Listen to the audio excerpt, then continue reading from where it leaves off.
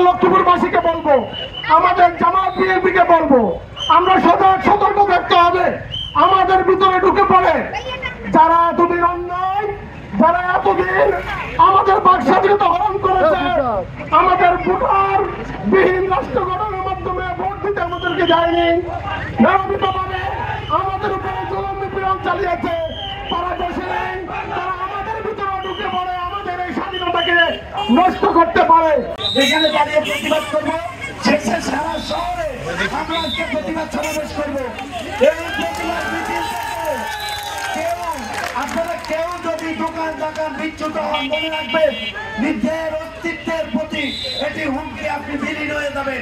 আজকে বিশ্ব বিবেকের কাছে প্রশ্ন, বিশ্বের বিবেকের কাছে কি এই আগুন চোখে লাগে না, এই ক্রন্দন চোখে লাগে না, এই মা হারা সন্তানের আহাজারি কি বিশ্ব বিবেকের কাছে পৌঁছে না?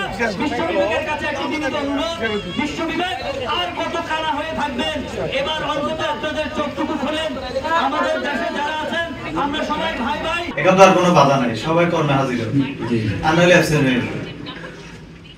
যেটা ঠিক না, আমরা তো সরকারি চাকরি, আমাদের যেটা যে কোনো হুকুম তো আমরা পালন করতে পারি।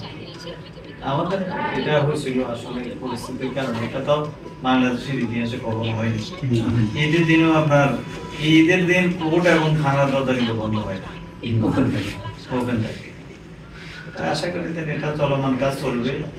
এখন আপনাদের সহযোগিতা নিয়ে, যদিও একটা মানুষের মধ্যে ভয়ভীতি আছে, পুলিশের মধ্যে একটা আতঙ্ক আছে, আশা করি যেইভাবে আমরা এখানে স্বতঃস্ফূর্তভাবে এলাকার মানুষ আমাদের সবচেয়ে বেশি খুশি হচ্ছে আমার এসপি স্যার, আমাদের এডিশনাল রিজন স্যার সহ আসছিল।